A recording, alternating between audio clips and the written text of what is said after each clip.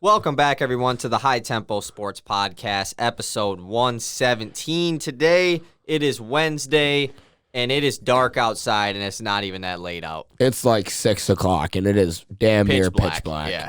Kind of sucks, but it happens every year. Every year, and you just get used to it. I still act like it's crazy every single time. It's just, and the crazy thing is, like, our parents, my dad, I'll hear my dad go, oh my God, I can't believe it's 6 o'clock. Oh, same. My dad gets so mad about it. Dad, you're 52 years old. You've lived in Michigan since you were literally a baby. You should expect the time to change and the sun to get down too early. Yeah, exactly.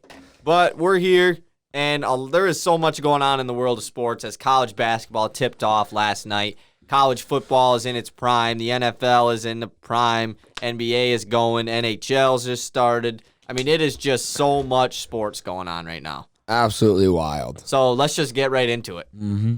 Starting off this week with the college football playoff. Last week was an eventful week in college football as Michigan State lost to Purdue. I'm not even mad about it because I knew it was going to happen. I was saying the whole week I'm scared about Purdue, and we lost, and it sucks that we lost, especially after moving up to number 3. Yeah, it's just like you're finally on top, and even like everybody's been talking about it all year, like, you know, Michigan State's that good, they're that good, they're that good, and then you go out and show that you're that good and beat Michigan, and then next week you fall to Purdue. Yeah. However, Michigan still hasn't beaten a good team. Like, we still haven't. Michigan State's been like the only good team we've played. But that was pretty much the only like top team that lost, at least in like the top 7 or whatever. So the new college football playoff this week, Georgia stays at number 1. Alabama stays at number 2. Oregon moves up from 4 to number 3. And Ohio State jumps into the top 4 as well at number 4. Cincinnati is at number 5. And then the controversial part of this, Michigan is number 6. Michigan State is number 7, and then Oklahoma is right outside of the top 7 at number 8. I mean, there's a few different topics we can discuss with this. What's like the first main thing that peeps your eye, I guess? And it is, obviously, it's probably the Michigan State thing, but I'm really happy to see Cincinnati at 5. I really think they deserve it at this point, especially after beating Tulsa. People forget that Tulsa lost to Ohio State by 7, and it was a tight game up until the end. So looking at that score, I don't know exactly what the score was, but I don't think it was very close. I don't really know. But that's huge. I'm glad to see Cincinnati move up there. I'm a little shocked to see Michigan jump in front of Michigan State, but not too shocked because they were on the same level even after that loss. It's not like Michigan State dominated Michigan to win that game. It was very tight till the very end. So to see them right there at 6 and 7, I honestly think if they will stay right next to each other in the rankings for the rest of the year unless something crazy happens. I mean, they were talking a lot about last night on the football play or on the show that, like, you know, right now Michigan and Michigan State is really like it's hard to rank where they are because of the last 2 weeks, but it'll all even itself out, you know, because both teams still have to play Penn State and Ohio State, and obviously Ohio State is ranked above them, so like the Big Ten is due for a dramatic finish to the season, but. The part that I'm not that mad about MSU being behind Michigan, right? Because, yes, Michigan State has the worst loss. You know, they lost to unranked Purdue, who jumps all the way up to 16 after winning last week, despite Michigan State winning the week before. The only part that kind of irks me, though, is Oregon is at number 3 and Ohio State's at number 4. Oregon has the head-to-head win over Ohio State. Even though they have the worst loss, they lost to unranked Stanford. Ohio State's only loss is to Oregon. Mm-hmm. So the consistency isn't there. You go off that logic, you think, all right, well, that means MSU's 6, Michigan is 7. Yeah. Clearly not. Yeah, so, absolutely. I don't know. I'm not, like I said, it doesn't really matter. That's just what I was going to say. It doesn't matter. The college football playoff rankings right now do not matter. There are 3 weeks left in the season. Especially for Michigan State, because they both control their own fate. So, like, that's why I'm not too mad about it.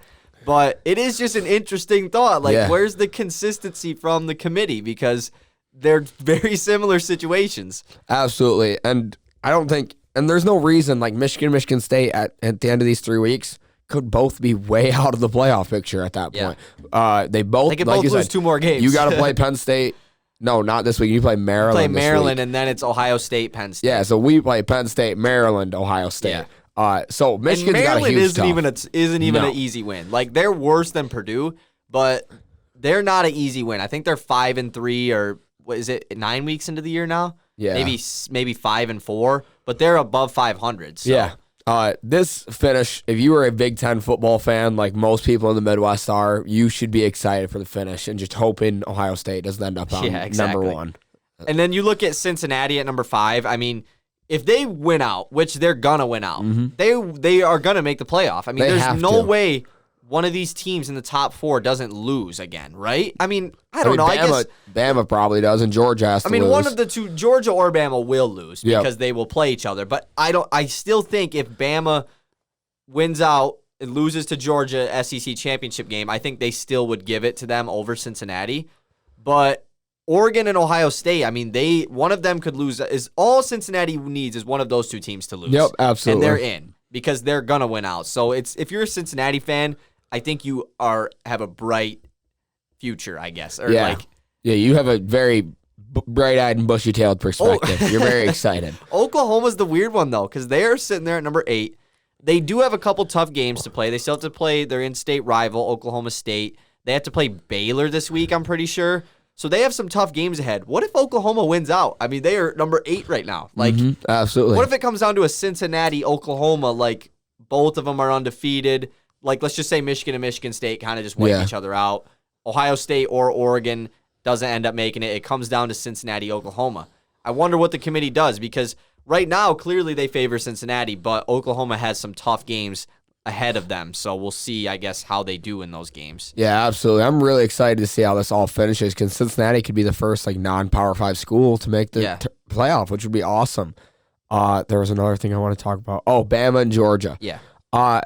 I'm still not sold on the idea that if Bama loses to Georgia again, they should get in. And the reason I think that is you've had 2 opportunities to beat the number 1 team in the country. Well, they haven't played yet. I thought they played once. I thought it was the opening game of the year. Bama's only losses to Texas A&M when they were unranked. Oh, never mind. Yeah, they have yet to play. Yeah, never mind. I They'll thought this just would play in the SEC championship. Oh, okay, never mind. Never mind. Logic's not there. But do you think if Bama wins against Georgia in the SEC championship, you think that they would still get Bama in the playoff? Yeah, absolutely. Even though they have 2 losses, no 2-loss team has ever made the playoff. Yep, you just got to beat Georgia. I think so, too. You beat Georgia, you have to make it. Oh, absolutely. Yeah, if they beat you. But I'm saying if they lose to Georgia, do they still get in? No, I don't think they probably shouldn't. I mean, because if Georgia's in the playoff themselves... Because then they're probably just going to play against each other again. Nobody wants to see that. Because Bama would be number 4. There's no way as a 2-loss team they would still be at 2 or 3. And you're right. No, they're just going to play back-to-back. But what if it's like a crazy good game down to the wire? Like Michigan State, where it's like it could have gone either way. Bama probably deserves to get in and get a rematch against them. I disagree because of the 2 losses. No, that's the part. Now, if Bama beats Georgia... Oh, that's way They easily both get in as 100% sure, yeah. They're probably 1 and 2. Like, Bama probably moves up to 1, Georgia falls to 2. I don't think any team leaps. Yeah. And boom, you have a perfect So that's the perfect world where it would make things easy. But things are never easy when it comes to the playoff. There's always a team that should have made it that doesn't. Absolutely. And if Bama loses to Georgia, especially if it's really close, it's going to be very interesting to see how they get whoever into the playoff. Yeah, I would love to sit down one-on-one with the whole committee. I guess not one-on-one, but one-on whatever. Yeah, I don't know, guys. And just hear their logic. I would just like to hear them talk. You guys sometimes piss me off. That's what I would say. Where's the consistency? Yeah, what is this whole Ohio State MSU should be number 4. No, I'm just kidding. All right, let's move on. College basketball tipped off last night. The first really big game of the year, Michigan State versus Kansas in the State Farm Champions Classic at Madison Square Garden. A lot of people on Twitter were saying MSU shouldn't have been in this game because they're unranked, and Villanova should have been in. That's dumb, man. It's the Champions Classic. I mean, it is literally meant for the legendary programs coached by legendary coaches. Villanova's not in there. Villanova is a great program, but Michigan State is a blue blood. They're not. Yeah. That was just a quick little rant. But MSU didn't play very good in this game. They ended up losing by I think it was 13 points at the end, but they were pretty much in this game the entire time. But kind of the same issues they had last year showed in this opening game, the turnovers. They had, I think, 16 turnovers, maybe 17, which is it seems like they had more than that even. Like, they were just turning the That ball is a over. ridiculous number. And a lot of them came early in the first half where they were in the game. But the bright spot, I guess, for Michigan State, because this team doesn't really have like a star. This team is filled with a lot of, we don't really know who our best player is going to be. Gabe Brown has kind of taken on that leader role. But off the bench, A.J. Hogard has 17 points and had like 3 or 4 assists as well. He really was the only reason we were staying in this game. He was attacking the rim very well, hit a jump shot. A jump shot. Because he never even like shot a jumper last year. He would not even attempt one. I don't know, because I know you didn't get to watch the game, but did you see that little transformation clip they showed of Hogard at the beginning of the game where they showed the picture of him freshman year? I mean, he was a chubby, thicker point guard, which is, now he's built like a and truck. now he dropped like 25 pounds. He is like has a 6-pack. Like, looks way more in shape, and it definitely showed last night. Our transfer point guard Tyson Walker had a pretty poor debut.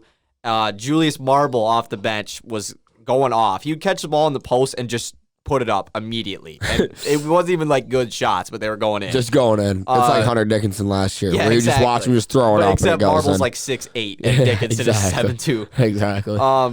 Marcus Bingham played pretty well defensively, and he had a pretty good couple offensive plays. Max Christie looked pretty good. He was a freshman playing against one of the better teams, but Kansas is just really good. Loaded. Ochai Agbaji had 29 points, but he's a senior for them, going to be one of the best players in college basketball this year. Remy Martin, Arizona State transfer, had a lot of good plays in this game. They were without Jalen Wilson, former Michigan recruit. He's one of their best guys. He didn't even play in this game. But Kansas is super legit. Like, this was a really I like when State plays these good teams to start the year, because it allows them to really see how good they are right away, playing against a top dog team. And I didn't expect them to win, so like I'm not mad that they lost or anything. Yeah, absolutely. Kansas is clearly the better team than we are, and this kind of showed who is going to get more minutes as the season goes on. The fact that it was a 13-point game is something to be happy about as a State fan. I mean, you really went in there unranked as to the third best team in the nation. That is a huge game, especially if it's close the whole game and a nationally televised first game of the year. Yeah. Everybody's watching. And the Garden. Damn good, bro. That is a damn good start. And it was close pretty much until like 6 or 7 minutes in the game. Kansas kind of pulled away, and then State would like cut it to like 9, and then Kansas would go on a run, and then they'd cut it to like 10. But they were in the game pretty much the whole time. And I'm excited to see how Tom Izzo works the minutes throughout this year, because he played like 11 guys. Jaden Akins played a lot off the bench. Didn't get to see Pierre Brooks at all. I didn't really expect him to play at all. But that's one of those guys that we're excited for in the future, though. Yeah, I'm excited for Pierre Brooks in the future. Hauser didn't play very good either. I never expected him to. Lee Call didn't look very good. Gabe Brown did play a good game, but Hauser didn't look very good. Like I said, I don't like Malik Hall, and I definitely don't like Joey Hauser. Guys, if Hauser's not hitting threes, he's not doing anything. He's useless. Because he's very slow. He hopefully he can get his 3-ball down. Yeah, if he's not getting buckets, he's literally there's no other reason for him to be on the floor. Exactly, yeah. But that was like the opener, and then Duke Kentucky was afterwards. This game was filled with a lot of top mock draft recruits, I guess you could say, just guys that are going to be top picks in the draft. Paulo Banchero had I didn't write down how many points he had. I think he had like 17. He looked crazy. But yeah, I mean, he just looks NBA ready. Like immediately his build, his size, his comfortability on the court, that little side jab pull up mid range he had. Dude, I was dirty. Like, when I think we watched that as it happened. As soon as I saw that, I was like, dude, this guy he has it all, because he's gonna dominate obviously inside in college. And the fact that he's shooting that, he didn't hit a 3, but he shot a couple threes. But Trevor Keels for Duke had like 25 points. He's another guy that looks like a linebacker that is just on the court. He's going to be a top pick in the draft as well. Kentucky, they had a couple guys that they're an older Kentucky team this year. A lot of juniors, a lot of seniors, pretty much all like transfers. They were the top transfer portal team. Oscar Tshiebwe from West Virginia last year had like 20 rebounds in this game, I think. Like he had 17 and 19, I'm pretty sure. That is a crazy stat line. Yeah, almost as crazy as Chet's. Yeah, exactly. Chet's game was nuts. Yeah, I wrote it down actually. Chet Holmgren had 14 points, 13 rebounds, 6 assists, 7 blocks. Like, what a crazy first game. Yeah, pretty wild first game. 7 blocks. That is absolutely nuts. That's next to Drew Timme. They were 40-point favorites in this game. They didn't cover, though. They only won by 37. Oh, man. Damn. Shit. I would never bet on a No, 40-point favorite. me I mean, either. that is just I'm taking the under every time. That is too many points. I'm taking the under literally every time on a 40-point favorite. Yeah, exactly. But Chet, yeah, he had a big game. The only upset that happened, Virginia, number 25, lost to Navy in their first game of the year. That is, you never like to lose to one of those schools. That sucks for them. Ohio State, they barely beat Akron at home. We were watching that game. Akron, dude, hit an and 1-3 when they were down 3 with 5 seconds left.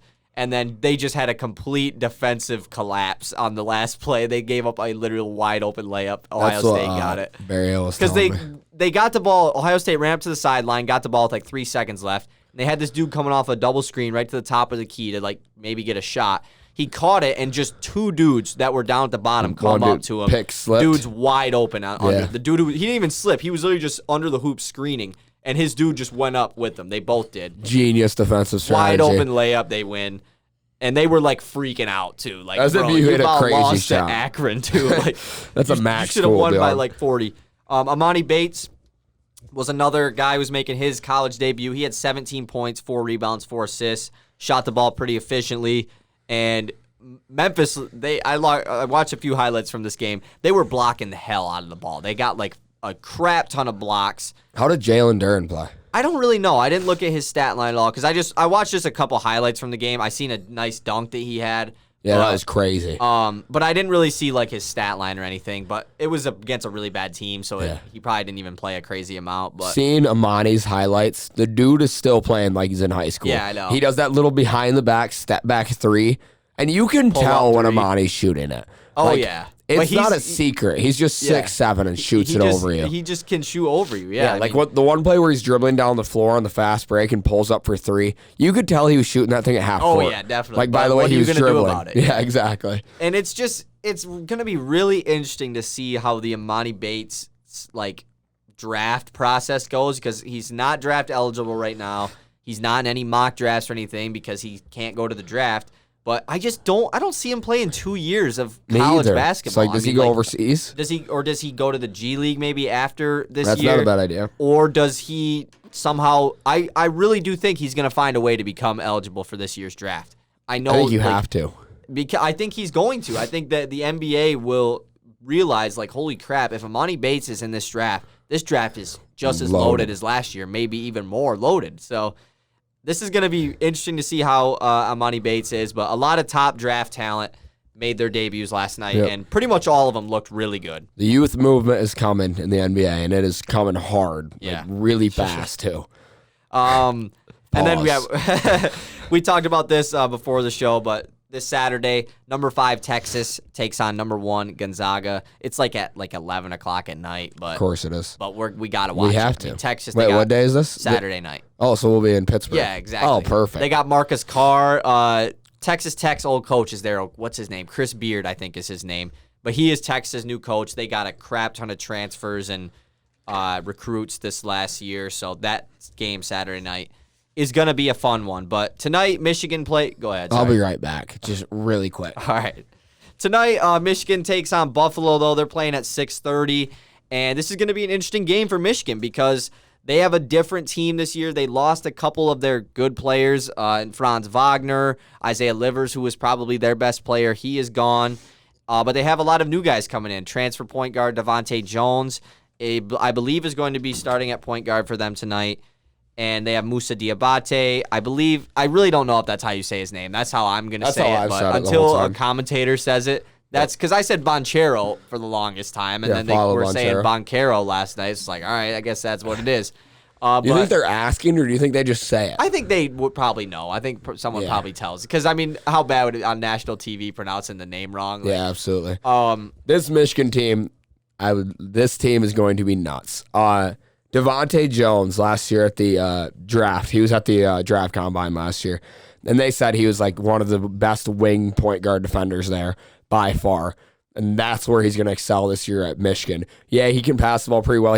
They said he's a Mike Smith clone, but hearing that he is a clamp artist does not tell me he's a Mike Smith clone. And you pair that with Eli Brooks, who's clamps. Who's a very good defender. Caleb Houston, 6'7", very good defender. gonna be Brandon Johns, 6'9", athletic defender. Defense Hunter too. Dickinson, dude, this team is going to be fun. Musa, I'm so excited to watch Musa come in today because I wonder if Michigan. I really hope they adjust the style of play that they play when Moose is on the court. I don't want them to play him like he's Hunter Dickinson because he's just not. Yeah. He runs the floor really well. He's a great lob threat, great transition dunk threat. I mean, this guy is not like Hunter Dickinson, who's going to be really slow getting down the court. Yeah. You got to set up a half-court offense. Yeah, I mean, it is completely different. You can change the pace. Diabate is a rim-running type big that is going to offensive rebound very well. He's going to block a lot of shots. He's just going to be, and I'm interested to see if Juwan Howard runs lineups with them together. He probably won't in tonight's game, but I assume at some point, they're going to run lineups with them together and see how it works because it's going to be a huge lineup. Don't forget, Musa was shooting threes in high school. I understand he's playing college, so he probably won't be shooting threes, but he can at least stretch the floor a little bit. We'll see, because certain guys, they just get told not to, like Dickinson. He didn't shoot a single three last year. He probably did, like once or twice. But this Michigan team is going to be fun. Having that versatility of those two different styles of big men is huge, especially going to like the tournament. I know it's super early to be thinking about that. Well, yeah, but like once you get to that point and you have different lineups you can run based on the team you're playing. And let's say you run into Gonzaga, which we hope to do in the tournament. We hope to see him in the Final Four or the national championship. Hopefully that's the goal, But be able to run Hunter Dickinson and Musa Diabate against Drew Timme and Chet. Think about that big man matchup. It's going to be a great matchup. Even you look at a team that they're going to have to play at least once this year, Purdue. Purdue is one of the top teams in the Big Ten this year. A lot of analyst Jay Billis said that he thinks Purdue's the best team in the Big Ten this year. Wild. But they're ranked like as the second best team in the Big Ten right now. But they have their returning big, Travion Williams, who's one of the better players in the Big Ten. He's been there for, I think this is his 5th year. But they actually had him coming off the bench last night because they have that big, giant 7'4" dude. That I think he went off last night too. Like he's actually pretty good now. Edie, that's his name. I was trying to think of his name. But their coach said that they are most likely going to start both of them as the year goes on. So that's going to be a dangerous lineup. This year is going to be, again, so much fun if you're a Big Ten fan. The Big Ten sports world has been incredible, and we're like blessed to have such a good sports world. And incorporate fans into it now. Because last year we didn't get that, and this year it's going to make things 10 times crazier. We're going to go to a couple games. And the IZZone's going to be wild. You going to find a spot in the IZZone one? There's no way people give up those tickets. Yeah, there's no way. To the IZZone. That ain't like a football game, too, where you just like pile in there. Like, you have to get a ticket. Yeah, and like they camp out the night before the I'm not tickets go gonna on be sale. doing that. So yeah, absolutely. We'll just go and sit in the regular seat. Yeah, we don't need you sitting there. Exactly. But we will go to Ann Arbor too. If I'm going to a state game, you're going to a Michigan. I've never been to a Michigan basketball game, so I would definitely like to go to one. It'd be cool to go to a Big Ten game too. Yeah, like a big one, like a Purdue or like an Illinois. Yeah, Illinois. That'd be hot. That gym is going to be crazy. All right, let's move on though to the NBA. We are going to be doing our first NBA MVP race. We're going to be doing a lot of these as the year goes on, but this is the first one. Before we get into that, though, let's just talk a little bit about what's going on in the NBA. First things first, who you taking in a fight, the Jokic brothers or the Morris twins? Dude, the Morris twins, bro. The Morris twins are so agile. I don't know, dude. I don't know if I'm taking them. The Jokic brothers are 7 foot tall, and they are Serbian mob members. Yeah, we were talking about this the other day because my roommate was sitting there and he's like, dude, I don't really know if I like Jokic. And I was like, huh? I was like, I think he's awesome. He's a scary dude. He's scary. Remember last year in the playoffs when he got in Booker? He was like... Book got in his face, and he goes, what are you going to do about it? Jokic was really about that action. And his brothers were in the stands going off crazy. Too. And do you see the stuff on Twitter about the Jokic brothers and Marcus Morris? Yeah. They created a Twitter I don't believe that. I think it's real. No, someone confirmed that is actually I saw that somebody confirmed it, but who is that to confirm I think it's real because why else would Marcus Morris respond to them? Oh, he responded to them? Yes. Oh, I didn't see that part. He responded to I wish I could pull it up right now, but the internet doesn't work too well in here. But... yeah, he responded to him saying something, and then they responded back, and then Marcus Morris just tweeted a regular tweet like, my mama said no more Twitter beef, so I got to lay off. But it was funny because they were beefing with Marcus. And, not the brother. And Markieff was the one that started everything. I didn't even know. But Marcus Morris has beef with the Nuggets anyways for 2 years ago in the playoffs. But And then that picture comes out after the game of the Heat standing outside the Nuggets locker room. yeah, because then after the whole situation goes down, Jimmy Butler starts freaking out, and chirping at Jokic. Get to the back, bring it to the back, and then the whole Heat team, is there.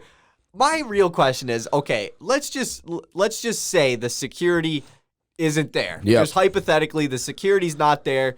The Nuggets walk in, and there's the Miami Heat right there. Yep. What are they actually going to do? Are Jimmy, they literally going to have a group fight? No. Jimmy Butler is going to push Jokic and go, what were you doing out there? And go crazy on him. And then they're just going to talk. Because Kyle I don't even Lowry, think like a push would happen. I literally think it would just be like settling the beef, right? Kyle Lowry is not going to fight. Seem like, though. Bam Adebayo is not going to fight. Like every All-Star was on the team. I mean, all their best players are right there. You're not about to get in a fight with the MVP who, like, you all are going to get suspended for several games. That is like that's not going to happen. It's just so. It was that when I saw that picture, I was like, damn, that's kind of like badass. And then I thought about it. I'm like, you're just being idiots. What are they even doing? Like, what's the point of doing that? Just wait to play him again and hit him. Like, exactly. Play a little more physical than normal. And I seen him. something that said the Jokic brothers have already bought tickets to the Nuggets Heat game in Miami. Which obviously, who knows if that's true or not. I hope. I wouldn't be surprised though. I really wouldn't be. Those Jokic brothers are scary. Because I understand the beef on the court and everything. Markieff Morris definitely made a dirty hit on Jokic, but Jokic can't respond in the way he did. I think that I seen a lot of people they're blaming Markieff Morris, but Markieff Morris is one of those guys where each team has specific guys where their job is to disgruntle the star to bruisers. Yes, exactly. Patrick Beverly, Udonis Haslem, who's also on the Heat. He's always been like that his whole career. PJ Tucker is like one of those guys who's also on the Heat. I'm trying to think of other guys like that aren't on the Heat. Like I said, the one team that doesn't have one Morris ever twins. is freaking the Mavericks. They do not have one. Yeah. Mavericks, Maxi Kleba. Luka. But like the Nuggets, they don't have a guy like that. I mean, they have like Jeff Green, but he's not a bruiser. So I saw. Did Monte Morris get ejected from this game too? I don't think so. Oh, I probably read it as Morris got ejected and thought in my head Monte. Yeah, you're right. He didn't. I was gonna say I don't think I saw anything happen with him.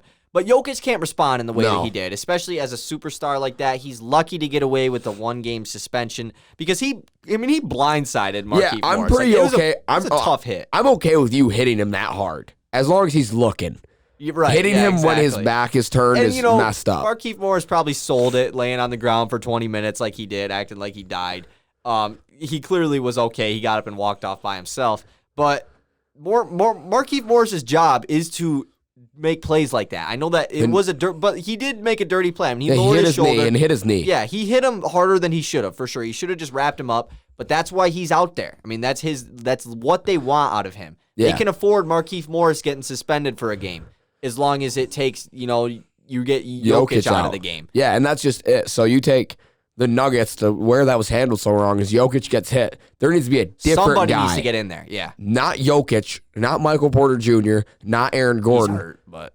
yeah, a player who's not as Campazzo good. needs to get in there and get involved. Please, he will die. But was it Shaq? Bol needs to get in on there. Yeah, dude, the Nuggets need to get somebody. I mean, each team should have a guy that is just like about that action pretty much. Like the Pistons, it's Josh Jackson. Anytime, oh my God, dude. If Cade, let's say Jalen Green or somebody tonight goes at Cade Cunningham, right? Like Josh tries to get first one. Josh is right in there, like not. And I could see Hami Diallo being that guy too. Kelly Olynyk. No, actually, I would say it's Beef Stew. He is about I was gonna make a that, joke bro. that Kelly Olynyk is, but see, but even Beef Stew, it's like, all right, well, you're a little too good. Let Trey Lyles do it, man. Like exactly. But yeah, that was just kind of a odd beef that happened the other night. If you look at the Eastern Conference right now, let's go through the top 7 teams. You got Miami, Chicago, Washington, Philly, Cleveland, Brooklyn, and New York. All of the top 7 teams are either 7-3 or 7-4. Mm-hmm. Philly's 8-4. And Milwaukee's not even in there. Milwaukee's not. They're at 9th seed at 5-6. Boston is 4-6. Atlanta is 4-8. Like, this is a really weird Eastern Conference right now because one win jumps you from 7 to 1. Mm-hmm. And like you said, there's teams that are going to end up making the playoffs that just aren't in the playoffs right now. The Charlotte Hornets are 5-7 right now. They started off the year like 5-2, or maybe it was 5-1. Like, they have been really sliding. The Pistons are 1-8. Obviously they're really bad, but This Eastern Conference is going to be really weird because teams are overachieving to start the year, but it happens every year. Like Washington at 7-3. Are they going to end up making the playoffs? I mean, as of right now, they have a roster, I think, that is built to be a good regular season team. They are really deep. I mean, an injury happens, like they have 11, 12 guys on their team that are pretty good players. Yeah, there's an injury, they just call the next guy. Okay, yeah, you sit out for a week longer than you need to, dude. Yeah, exactly. We got somebody else. And Cleveland at 7-4. I mean, no one really expected. Yeah, I know you expected Cleveland to be at least better this year, but to be the 5th seed right now, above way better than what I thought. Brooklyn and Milwaukee, like the Knicks at 7-4. They've looked really good. Toronto at 6-5. They won like 5 straight games like a week ago. They've been playing, and Siakam is back now. So the East is going to be really weird to see how it continues to. And Philly has looked good without Ben Simmons, too. So that, I mean, I kind of overreacted to that after night 1, but they have looked good without Ben Simmons. Yeah, another big moment I want to talk about in the NBA was the Lakers-Rockets the other night. You see, Bron took 2 charges on Jalen Green, just making fun of him. Like that was I remember that game. Yeah, I was trying to think. Took the charge, and then he just looks at him. He's like, he's up way too high. Like, just joking about him. Like, you suck. You're out of control. And then Bron's vicious dunk was absolutely nuts. Was this not recent? No, it was probably like a week and a half ago. Because Bron's been hurt for like at least a week now. Yeah, he's on your fantasy team. You know. Trust me, I know. Yeah. You don't even act like your injury bug's that bad. Oh yeah, my injury bug's hell. And then in the West, Golden State right now, best team in the NBA at 9-1. They have looked really good. Klay Thompson is yet to come back. James Wiseman is yet to play. Jonathan Kuminga is yet to play. But if you're the Warriors, I mean, at this point, I think it's unreasonable to ask James Wiseman to come in and say, all right, James Wiseman, we're still going to get you 28 minutes a night. You know, we're going to make sure you try to get you to fit into this system. I don't see that. I really think that you have to consider a James Wiseman trade before he comes back and plays, because you can't afford to try and get him his minutes. It's the wrong basketball move. It's just not really. I mean, it's a lot to ask out of James Wiseman to throw him into this team that is 9-1 and play him in a role that he's really not built for. I mean, as a second overall pick, you should be going into a team where you can be like one of the top guys and try and explore your game a little bit. You know, try out different things. He really can't do that. He's a rim runner and a shot blocker and a screener, and that's it. And that's not really what he should be. Whereas you can move him for a guy or a few guys that can be that. Move Kuminga, Moody, and him all in one trade, and you got Ben Simmons. Yeah, I mean, but I don't know about all. Has Moody been playing lately? Moody's been playing, yes, but Kuminga and Wiseman both haven't. But we'll see what happens with that. I mean, the Warriors have just looked really good. They're getting production from pretty much every guy on their roster. Utah, Dallas, Phoenix wrap up the 2-3-4. They've all looked pretty good. Memphis, Clippers, Nuggets, and Lakers are 5-8. I mean, those teams are all kind of expected to make it. Maybe not Memphis, but all the rest of those teams are. The West hasn't been as crazy. No, the top 8 is not very surprising. Portland at 10 at 5-6. They've been off to a slow start. Minnesota at 3-6. The Suns are the 4 seed at 6-3. And then I think the main surprising thing, Houston is 1-9. I mean, that's not surprising, but they're not even the worst team in the West. The Pelicans are 1-10.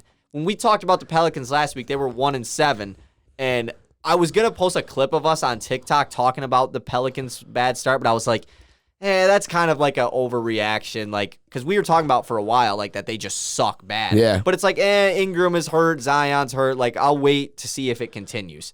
And they're 1-10. I mean, they are really bad. There's no reason for Zion to come back. Absolutely not. Right. I need to trade him. We don't need to. Don't tell the rest of the fantasy team. The fantasy group listening. Parker's listening right now. Yeah, but Parker. Oh, and Parker's got a big mouth. Wait, Parker. I got to see if Brandon Ingram is playing. Do not tell Snarp that Zion won't come back. I mean, we don't know, but there's a pretty good chance. Or they bring him back because they are playing so bad, and it's all right. But what if the Pelicans end up getting a top pick in the draft and add another top player to this core that they have? Clearly, it won't help anything. Yeah, true. But we'll see what ends up happening with the Pelicans' injury situation because, like I said, Ingram has been out. I'm trying to see if he's going to play tonight or not. Zion has clearly been out for he hasn't played at all this year. And we'll see when he comes back. Brandon Ingram is ruled out for Wednesday's game. God damn it. All right, you ready to talk about MVP? Yeah, let's talk about the MVP of the league. Top 5 NBA MVP race currently. I have 3 honorable mentions. I don't have any. My 3 honorable mentions are Giannis Antetokounmpo, Ja Morant, and I threw Rudy Gobert in there because the Jazz are really good, and he's averaging like 17 rebounds a game or something wild. Respect. So, but I don't like him. No, me either. That's a lot of respect. My Top number 5. My number 5 is DeMar DeRozan, leading the Chicago Bulls, who we're supposed to be good this year, no doubt, but they're way overperforming. Like, if this thing keeps up, this year is going to go, Bulls fans are going to go ballistic. Oh, yeah. By the end of the year. DeMar is averaging, 27, 6 rebounds, and about 3.5 assists a game, which are absolutely beautiful stats for him. Just reached, 15K points? I think so, yeah, something. Yeah, I did see he reached a milestone. One of 10 active players to do it, and he did it nice. with only 2% of his points coming from behind the three-point line, which is nuts. Damn. That's surprising. 2% of his points. Isn't that wild? Yeah, sorry. Yeah, he's never been a guy to shoot threes. I mean, He's a mid-range guru. Mid-range maestro. He's Michael Jordan. Number 5 is DeMar DeRozan for me, too. Like you said, he's been playing really good this year. The Bulls have been pretty good. He's shooting 50% from the field. He actually is shooting like damn near 40% from 3, but only on like half of attempt a night. So he ain't really shooting threes. But yeah, DeMar DeRozan at number 5. He's been really good. Bulls have been really good. He deserves a spot. Yeah, absolutely. My number 4, this is my guy, the young king. This is Ja Morant. I've got him here. Ja's been balling out this year with some big moments already. And there's a point in time where you got to have your MVP moments. Yeah. If you want to run with the season, you have to have MVP moments. It just doesn't go to the player with the best stats. You got to have the moments along with it, especially if you're competing with somebody who might have similar stats. Yeah, exactly. It's all about the moments at that point and the accolades. Ja Morant is averaging 26 points, 5.5 rebounds, and 7 assists, which is just a great stat line for a young athletic point guard. And he's really doing it all right. Every time you watch him, he doesn't make many mistakes, ever.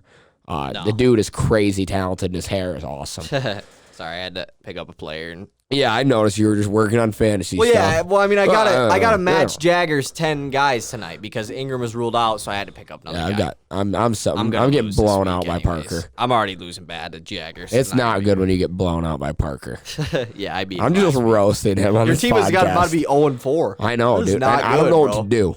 Like, You I gotta don't. make a trade. I don't want to trade Jaylen Brown for Gordon Hayward and who else is in that trade. I forget who else it was. Me too. Hey, But no. he's out for like 2 weeks. I didn't know if you want guys that you want right now. No, I'll trade Zion for Gordon Hayward and somebody else. All right, but I have Ingram.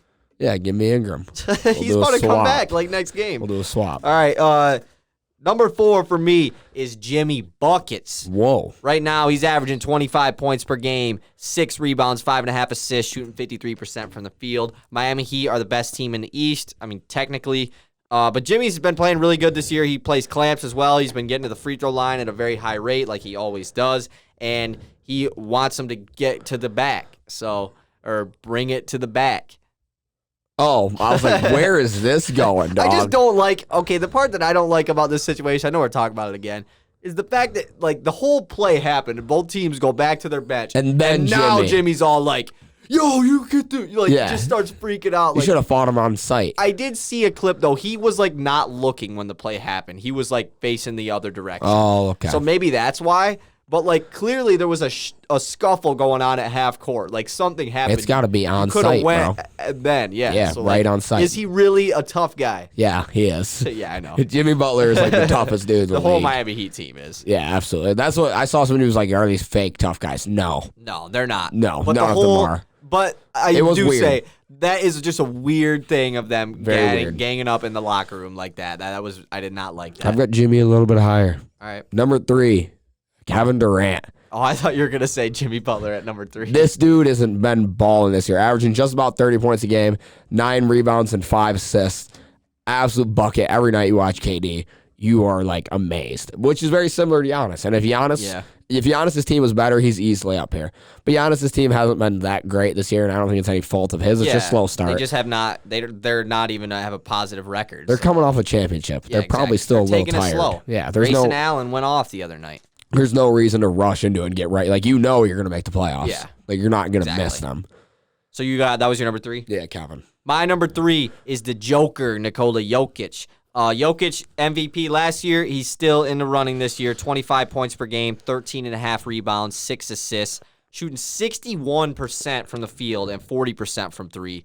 And the main reason why I put him on here too is because Nuggets are 6-4 right now. No Jamal Murray. Michael Porter Jr. has played like dog shit all He's year. been awful. And now he's hurt too, so they don't even have him right now.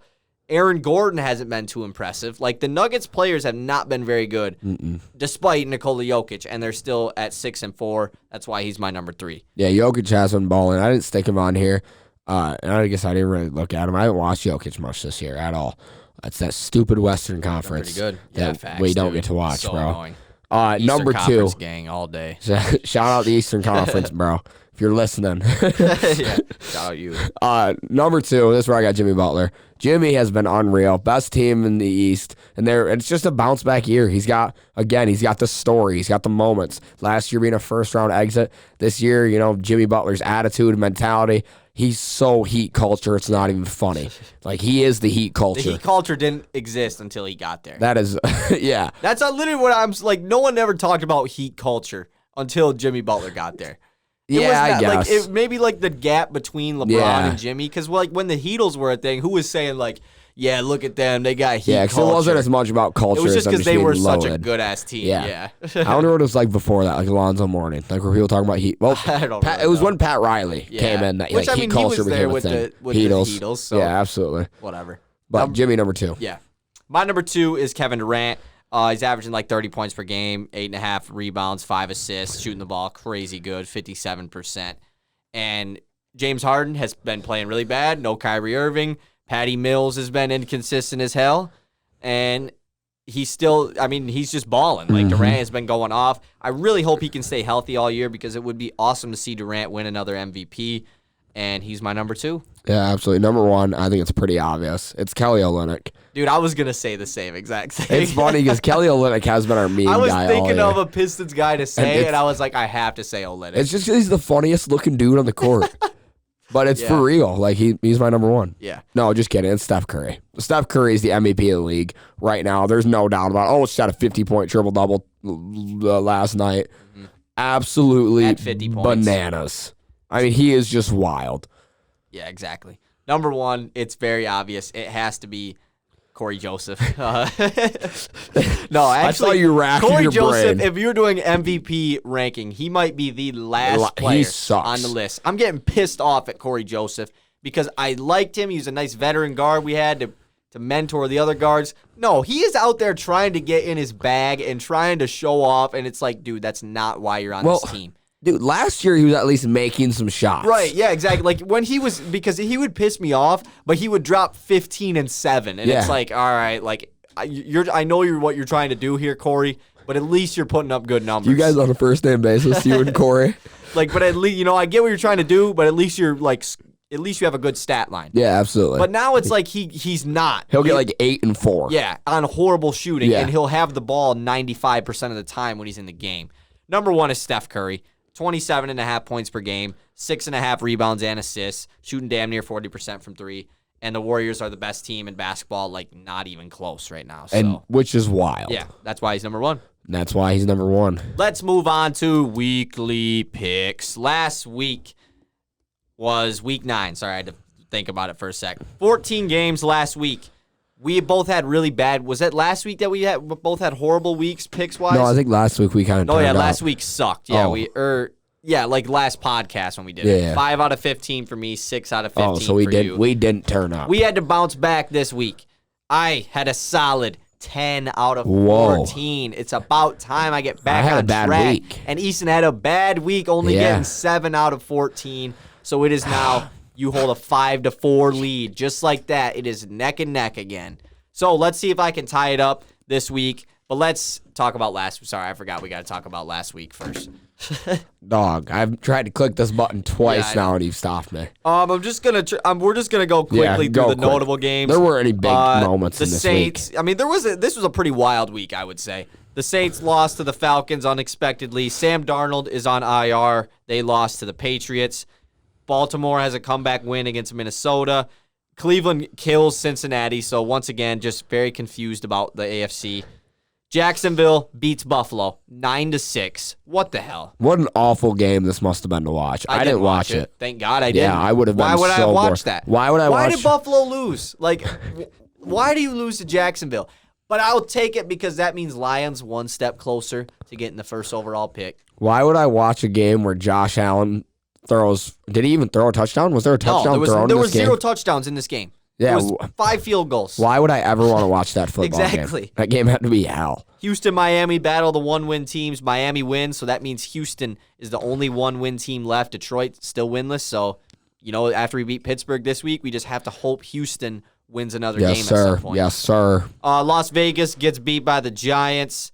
Green Bay, Kansas City was a really boring game for it being Green Bay versus Kansas City. Jordan Love did not look good. Kansas City played like shit and still won. So Jordan Love looked awful. Yeah, not even not good. He looked horrible. Bad, yeah. Like a waste of a pick, So, like he'd been since day one. Yeah, exactly. And he's going to be their QB next year. So we'll see. Sir. Arizona gets a win without Kyler Murray in San Francisco. Sunday Night Football between Tennessee and the LA Rams.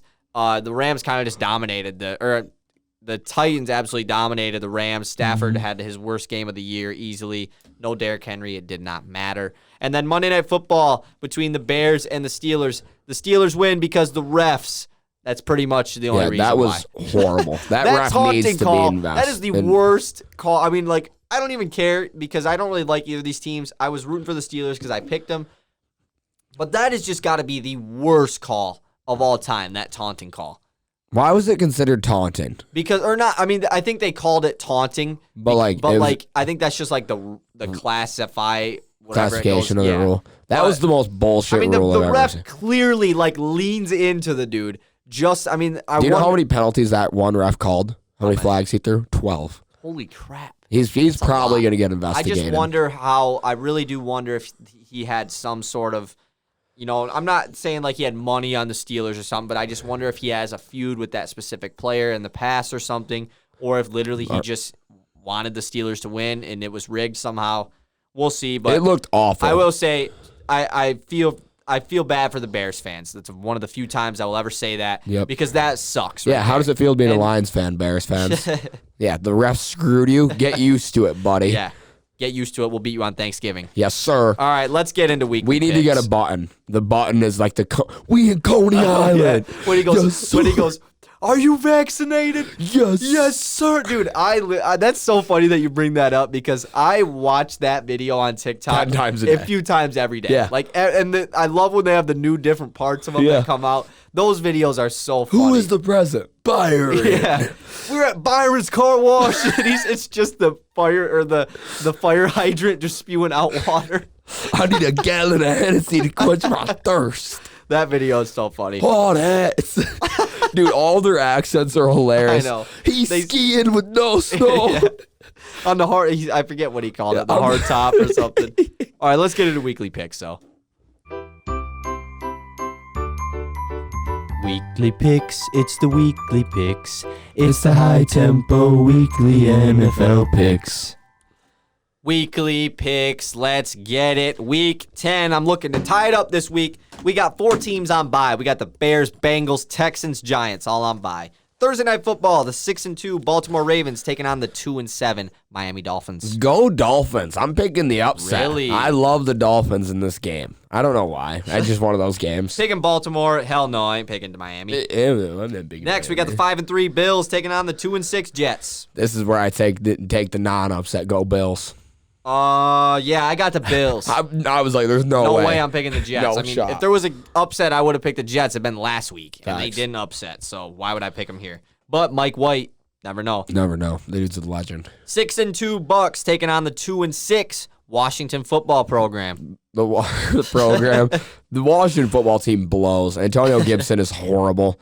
Go Bucks. Yeah, I'm not even starting him this week. I'm benching him. Yeah. I'm starting Michael Carter over I had him. an offer to go DJ Moore and Gibson for Jacobs and AB. And I was like, no, I'll take Jacobs. I was like, I don't want DJ I Moore. thought you meant like you had Moore and Gibson. No. Yeah, I wouldn't do. Yeah, No, I definitely don't. not. I need a running back, and I can't afford. Jacobs is better right now. Yeah, I mean, facts. it's clear. Next we have the 4. Wait, did I even say who I picked? I picked the Bucks. I assumed. Next we have the 4-4 Atlanta Falcons taking on the 6-2 Dallas Cowboys. I'm taking Dallas, dude. I hate it. Every week I feel like I'm taking Dallas, but they've been so good this year. Yeah. Like it's so hard not to. Last week, I picked Dallas to get upset by Denver, and it happened. It was a huge pick. Atlanta, they upset the Saints last week, and I got that. So that means I got to pick Dallas this week. Can't rely on the same thing to happen 2 weeks in a row. They won't get upset twice. Yeah. I mean, it's just not Dallas possible. and Atlanta ain't going to pull off 2 upsets in a row.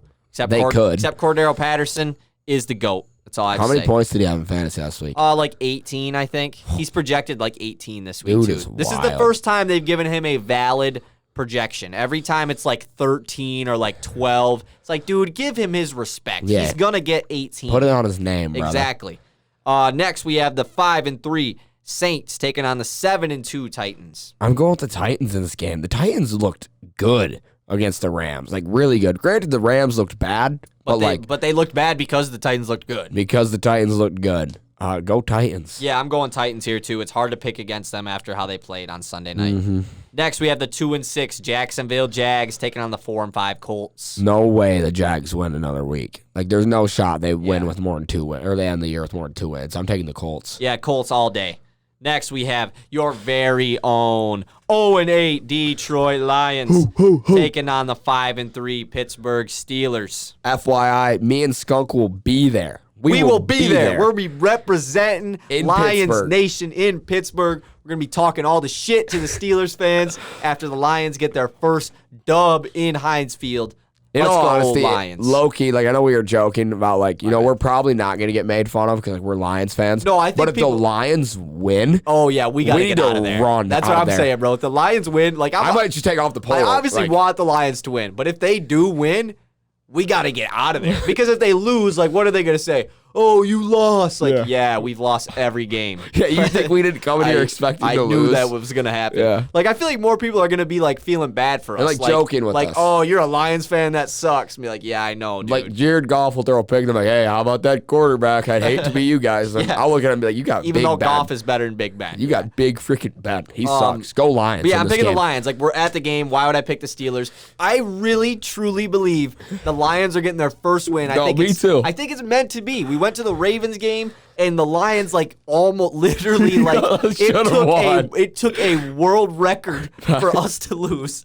So I think the world has to reward us Yeah. by us winning this game in Pittsburgh. We've got to be the only fans without season tickets to go to 2 Lions games this year. For real, to bro. want to go An to away another one. Lions game. Yeah. You know how insane you got to be to go to an away Lions We game? might be the only 2 people there that No, are dude, Lions I was thinking fans. that there might not be any Lions fans there. We might be the only ones in blue and look goofy It's as gonna hell. be funny, but It's gonna be We're awesome. doing it. I'm so excited. I was thinking, bro, it would be cool to like you do like a side. You know how like at games when we were at the Lions game, there was those people walking around with the mics, like interviewing random people. It would be fun to do something like that. Yeah, as Lions We're probably fans. not gonna, but it would be cool to do. Like We maybe just- that's something we could look to do in the future. We need to find one of them like handheld mics. Like they're really Right. just like recorders. Yeah, basically. exactly. And you, I mean, you can just do it even in like your phone almost. yeah, facts. I think some people do. Yeah, And just hit them with it like would be the- fun. It would be fun to do something like that. Yeah, it but would. It's kind of late now to Yeah, and it's plan for it. we aren't quite that comfortable.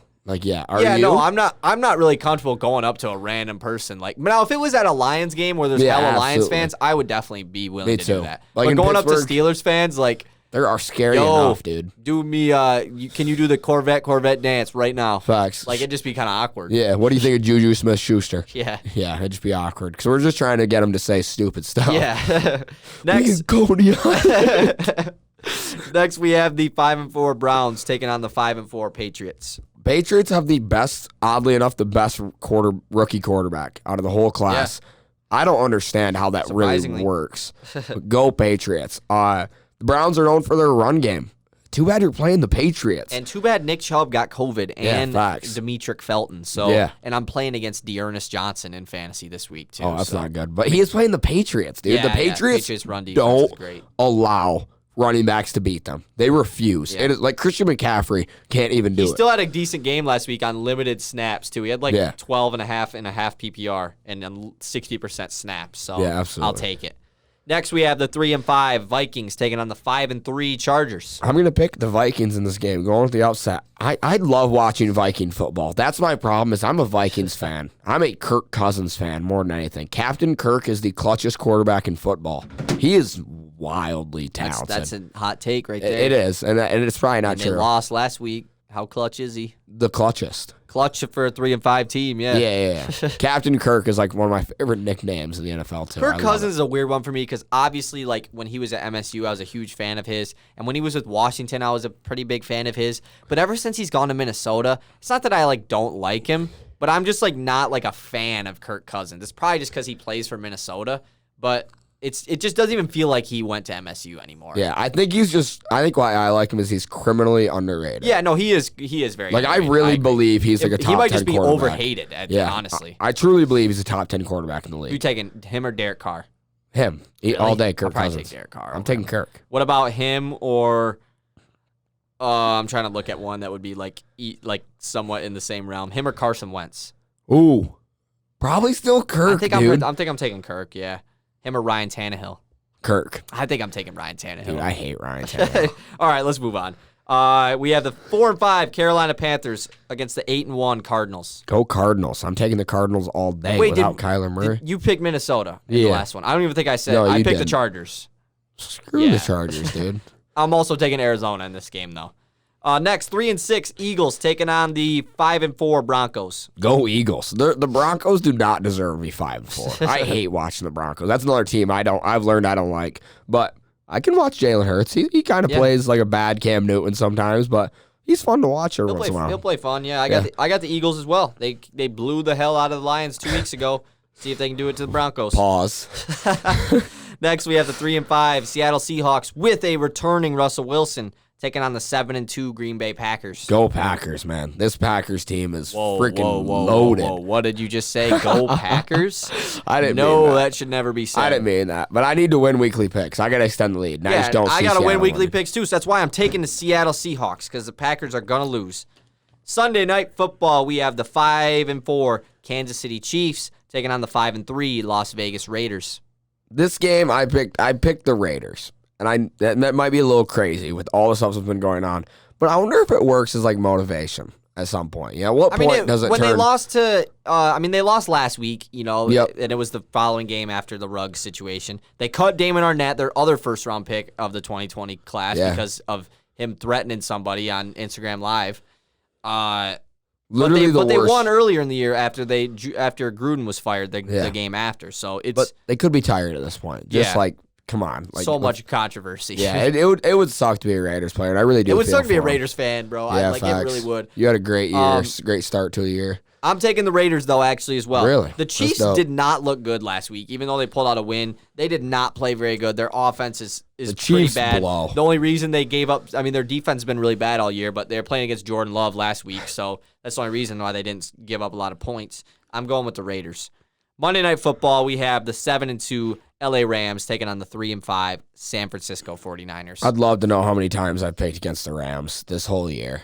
I think I picked against them once. I think I picked it's the Cardinals Lions. over the Rams. No, I picked the Rams to beat the Lions. I picked the Lions, I think. No, in you that didn't. game. We both picked Rams. Oh, did we? Yeah. never That's the only mind. game I picked against the Lions, I think.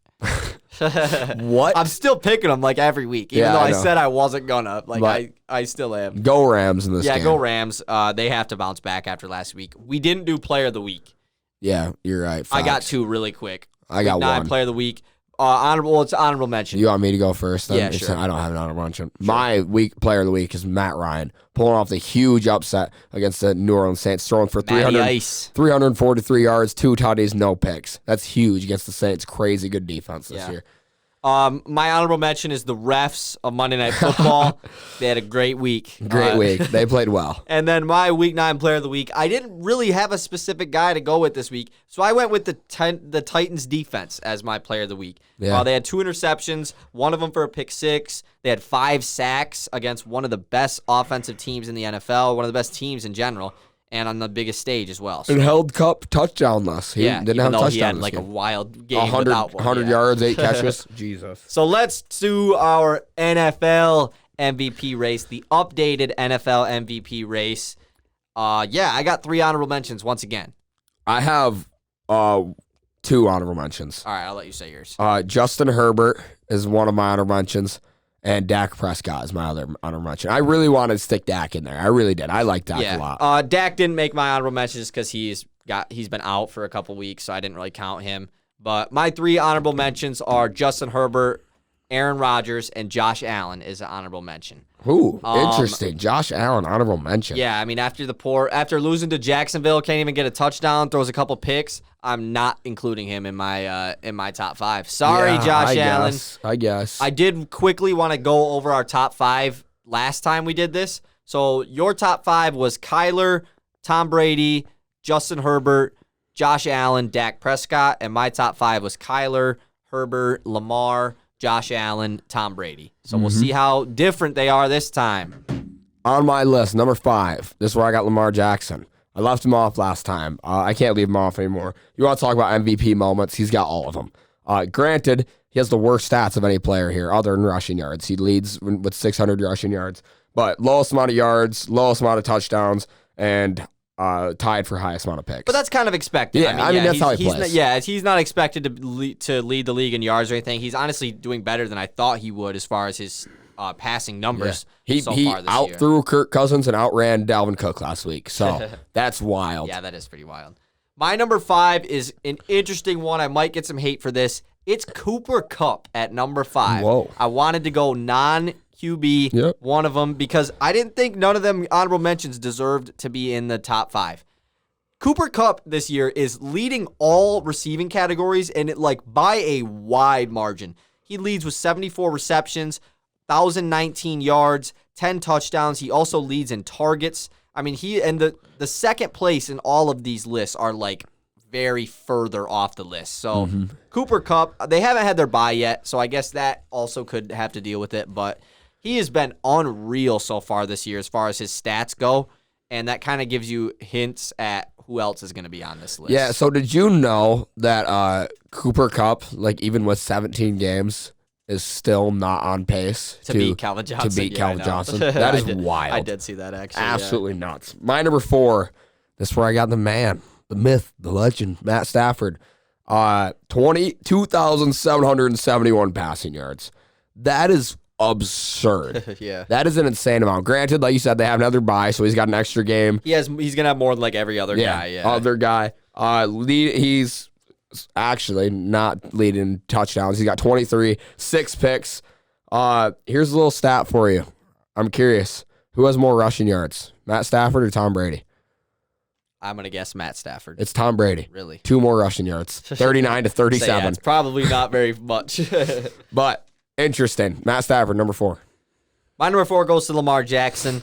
Like you said, he's 9th in the league in passing yards. He's got 15 total touchdowns. He's 7th in the entire league in rushing yards. So being top 10 in passing and rushing is pretty wild.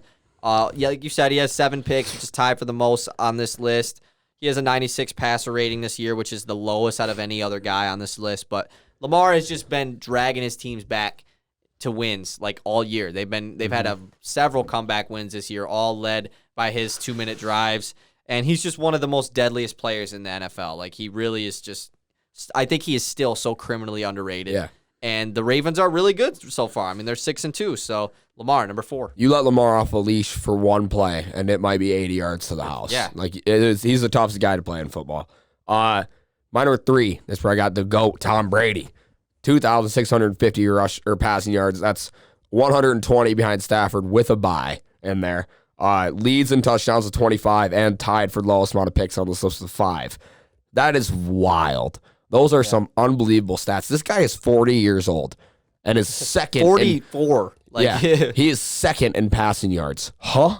He should be first. Yeah. He's been first all year until their bye. So he's gonna be first after. I think the Rams have a bye next. I think next week is the last week of byes. Actually, was week? It's either next week or the week 13 was. Is it week 13? I thought it was week 12. Maybe I don't know. Maybe it's week 12. But number 3 is I also have the GOAT, but it's Matt Stafford is the GOAT. Stafford, like you said, he's first in the league in passing yards, second in touchdown, only thrown 6 picks this year, 2 of them. Even though he had such a horrible game last week, that shows you how good he's been the rest of the year. And the Rams are I really do think you could still debate them to be the best team in the NFL as far as just offense and defense. I mean, they have a top in both of them. And I'd Matt agree. Stafford is the leader of the team, number 3. My number 2 is one of your honorable mentions. This is Josh Allen. Josh Allen has been balling this year. Second lowest amount in passing yards, 22.36, with 17 touchdowns, 5 picks again, and 319 rushing yards, which is crazy that he has that many. Super odd. But he's my number 2, and I'll explain more when I talk about number 1. I didn't include Josh Allen because I was trying to debate between him and Herbert for number 5. And they both were like on the same. Herbert has like he had more passing yards, more touchdowns, higher passer rating, less picks. But like you said, Allen has the rushing aspect. So I just was like, you know what? I'm just not going to include either of them because they're both right there on the same level. And Allen had a bad week last week, and Herbert has been inconsistent. I mean, that's why I didn't include him because he'll have 1 week where he goes off, where 2 weeks ago against the Patriots, he had a horrible game. Yeah. So it's like, I really can't include him either. So that's why I don't have Allen on there. Number 2 is Kyler Murray. Kyler Murray, he was number 1 last time. He fell 1 spot this time. He's 7th in passing yards, 20 total touchdowns, 7 picks. I didn't see his rushing numbers because he's not like top whatever in the league in rushing. But he has the highest passer rating on this list at 118.4, which is probably the highest in the league, honestly. So what is Josh Allen's passer rating? Do you have I didn't that? write his down. No, I think it was low 100s though. I'm pretty sure because Herbert's was like 106, I think. So Yeah. Allen's was right below that. But Kyler Murray, number 2, they're still the best team in the NFL record-wise, I believe. I think they're the only 1-win team, right? Mm-hmm. Yeah. So or 1-loss team, I mean. So Cardinals or Kyler Murray, number 2. My number 1 is Kyler Murray. Kyler Murray's been unbelievable when he plays this year. However, comparing the stats from just what I've gotten written down, other than QBR, I didn't write that down. He only has 40 more passing yards than Josh Allen, same amount of passing touchdowns, 2 more picks, and 150 less rushing yards than Josh Allen does. Those are pretty nice numbers out of Josh Allen. That's why I've got him at number 2. That's my point of why he's number 2. But Kyler Murray's still better. Yeah, I mean Kyler Murray also is just on a better team too. Yeah, which absolutely. That obviously has a. And I don't know how many plays rushing into it. touchdowns And, Josh I has. didn't. The main reason why Kyler Murray fell 1 spot is, I mean, he didn't play this last he's week, hurt. which is, I mean, that has. It's not his fault that he dropped anything, but like you do have to take that into consideration. My number 1 is the real GOAT, Tom Brady. He's 2nd in passing yards, 1st in touchdowns, only 5 picks this year, 108.6 passer rating. And the Bucs are just like the Rams. You could debate them to be the best team in the league. And Tom Brady has just been phenomenal this year. Unbelievable that somebody can do it at that age. Yeah, exactly. Unreal. If you're listening right now, you know the outcome of the Pistons-Rockets game. It's going to be awesome. And we got to get out of here. We got to get out of here. We got to skirt. Bye. Base.